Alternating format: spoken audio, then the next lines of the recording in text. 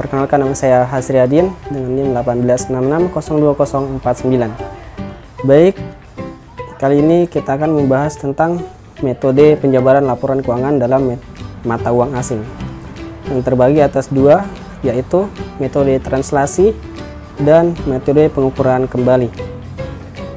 Yang pertama, metode translasi. Metode ini digunakan jika penjabaran laporan keuangan dilakukan dari mata uang fungsional ke mata uang yang lain yang berbeda dengan mata uang fungsional atau mata uang asing. Metode ini diterapkan dalam kondisi sebagai berikut. Yang pertama, entitas tunggal yang mencatat transaksinya dalam mata uang fungsional dan menyajikan laporan keuangan dalam mata uang asing. Yang kedua, entitas anak atau asosiasi atau cabang yang mencatat transaksi dan menyajikan laporan keuangan dalam mata uang fungsional, namun entitas induk atau investor atau pusat memiliki mata uang penyajian berbeda. Kemudian yang kedua, metode pengukuran kembali. Metode ini digunakan jika penjabaran laporan keuangan dilakukan dari mata uang asing ke mata uang fungsionalnya. Nah, metode ini diterapkan dalam kondisi sebagai berikut. Yang pertama, entitas tunggal yang mencatat transaksinya dalam mata uang asing dan menyajikannya dalam mata uang fungsional. Yang kedua, entitas anak atau asosiasi atau cabang yang mencatat transaksi dan menyajikan laporan keuangan dalam mata uang lokal tempat beroperasi, namun mata uang fungsionalnya sebenarnya sama dengan entitas induk atau investor atau pusat. Baik, selanjutnya contoh translasi laporan keuangan. Soalnya seperti ini. Kemudian kita buatkan laporan di kertas kerja untuk menjabarkan entitas anak di luar negeri pada 1 Januari 2021. Posnya sebagai berikut: kas, dan selanjutnya kemudian ada neraca saldo dengan berbentuk euro, kurs pada kemudian kursnya, kemudian di neraca saldo berupa harga rupiahnya. Kemudian selanjutnya diferensial pada tanggal 1 Januari 2021, tanggal akuisisi dan dihitung sebagai berikut. Biaya perolehan investasi, nilai buku investasi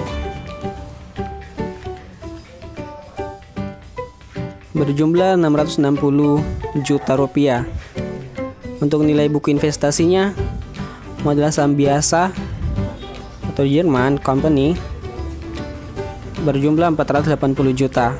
Sementara saldo laba di German Company sebesar 120 juta rupiah, sehingga total 600 juta rupiah. Kemudian kita cek apakah ada selisih atau diferensial. Untuk diferensialnya sebesar 60 juta rupiah.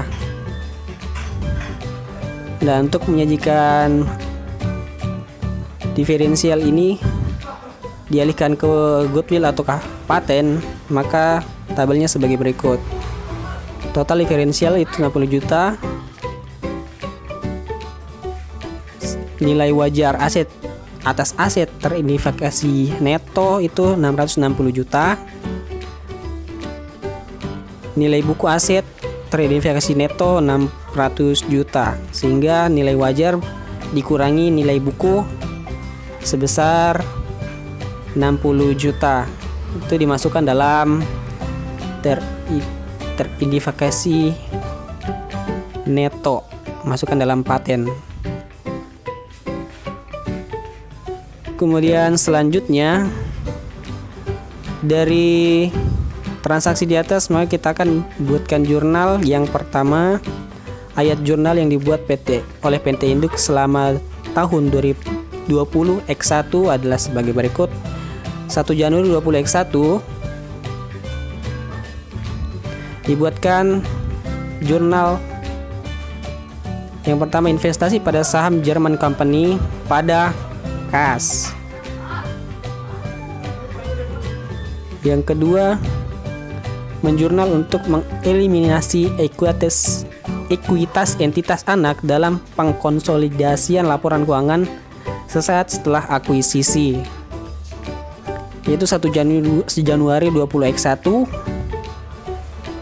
Untuk modal saham biasa German Company dicatat di akun debit, saldo laba, kemudian diferensial, dan terakhir investasi pada saham German Company dicatatkan di akun kredit berjumlah 660 juta rupiah. Kemudian jurnal selanjutnya paten pada diferensial, selisih dari transaksi di atas. Kemudian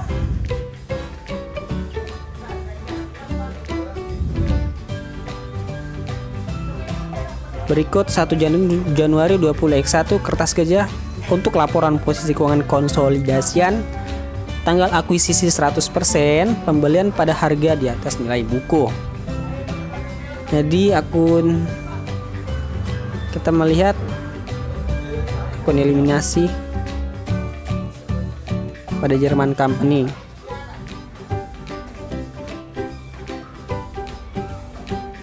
Tabelnya sebagai berikut.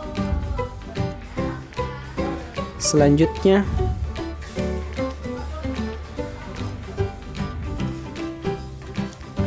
entitas anak membuat ayat jurnal dalam pembukuannya pada saat ia menerima rupiah dengan unit mata uang asing sebesar 3.500 euro pada penjualan 3.500 euro. Kemudian mencatat penjualan dan penerimaan sebesar 42 juta pada kurs spot pada tanggal penerimaan. Kursnya berjumlah 12.000, sehingga 3.500 euro setara dengan 42 juta rupiah. Nah, pada akhir periode entitas anak menyesuaikan unit mata uang asing rupiah ke kurs kini yang berjumlah 14.000 rupiah per 1 euro dengan membuat ayat jurnal sebagai berikut. Kerugian transaksi mata uang asing tercatat 500 euro pada unit mata uang asing, sehingga menyesuaikan akun yang didominasi dalam mata uang asing ke kurs kini atau sekarang berikut 42 juta per 14.000 kurs saat ini, sehingga berjumlah 3.000 euro dikurangi saldo sebelum disesuaikan 3.500 euro, sehingga tertulis kerugian transaksi mata uang asing sebesar 500 euro. Kemudian selanjutnya pada tanggal 31 Desember 2021 menjabarkan neraca saldo entitas anak di luar negeri Euro Eropa adalah mata uang fungsional. Kemudian pada posnya sebagai berikut, sesuai dalam tabel.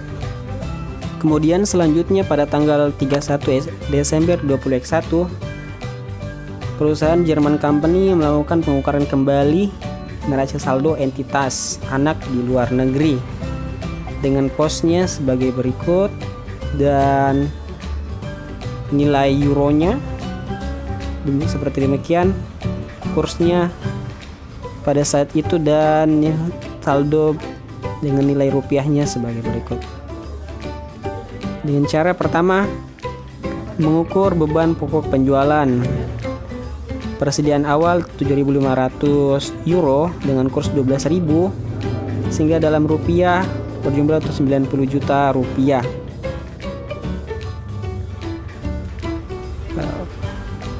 Melakukan pembelian dalam euro 20.000 euro dengan kurs 13.500 dengan nilai rupiah 260 juta rupiah.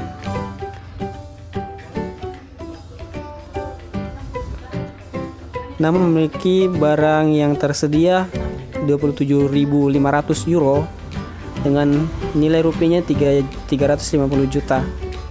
Dikurangi persediaan akhir 5.000 euro dengan kurs 13.800 rupiah, sehingga dalam rupiahnya berjumlah 69 juta. Sehingga nilai akhir dari beban pokok penjualan berjumlah 22.500 euro dengan nilai rupiahnya berjumlah 281 juta. Kemudian kedua, beban operasi.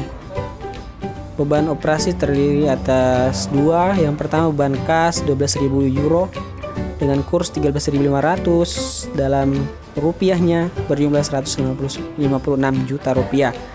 Kemudian beban penyusutan. Beban penyusutan berjumlah 2.500 euro dengan kurs 12.000 rupiah dengan nilai rupiahnya 30 juta rupiah. Sehingga beban operasi berjumlah 14.500 euro dengan total nilai rupiah 186 juta rupiah. Kemudian selanjutnya membuat ayat jurnal yang dibuat oleh PT Induk setelah proses konsolidasi selama tahun 20X1. Pertama, 1 Oktober 20X1. Perusahaan menerima dividen dari entitas anak di luar negeri dengan berjumlah 6.200 euro kali kurs pada saat itu 13.600 rupiah, sehingga dibuatkanlah jurnal kas pada investasi pada saham German Company berjumlah 85 juta rupiah.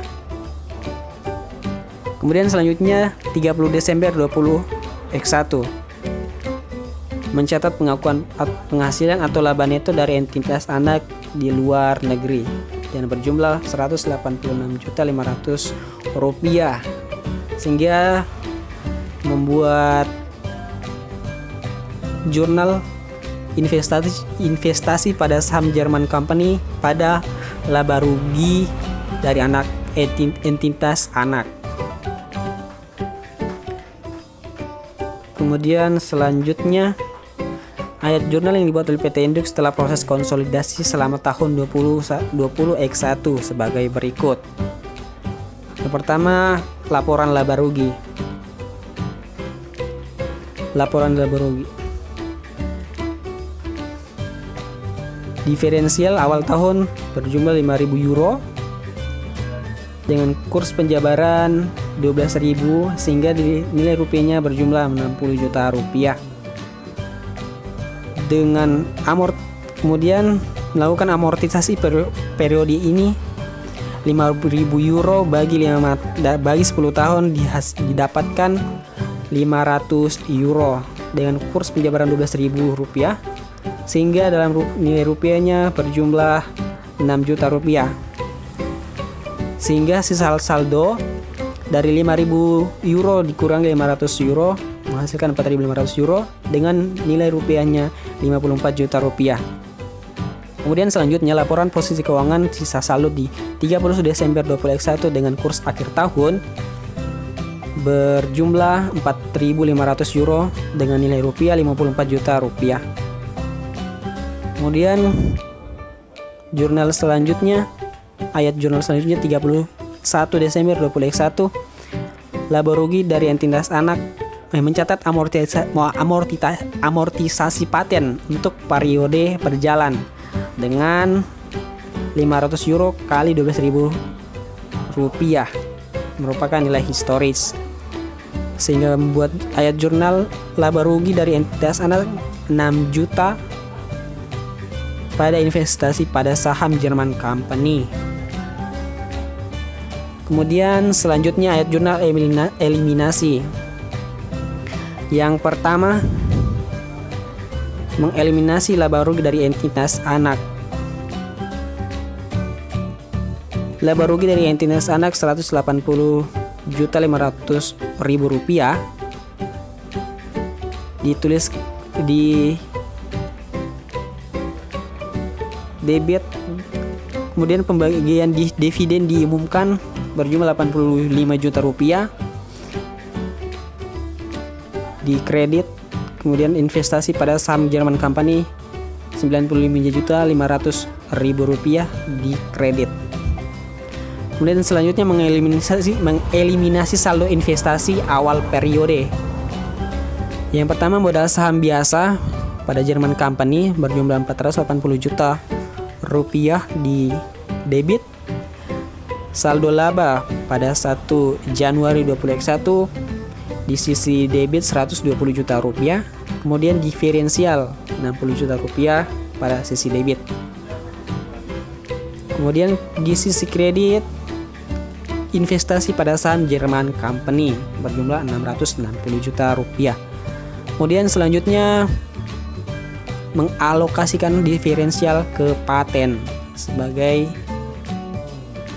yang telah dijelaskan di sebelumnya, yaitu paten 60 juta rupiah dan diferensial 60 juta rupiah. Kemudian yang terakhir, mengamortisasi nilai paten yang berjumlah merupakan beban operasi atau amortisasi paten pada paten 6 juta rupiah.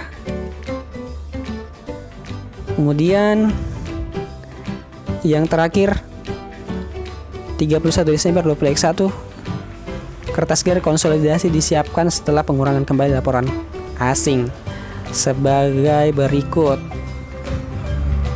Ada posnya, ada PT Induk Jerman Company melakukan eliminasi, dan dia. Baik, terima kasih atas perhatiannya kepada teman-teman. Saya Hasriadin mengundurkan diri dari hadapan teman-teman sekalian. Terima kasih.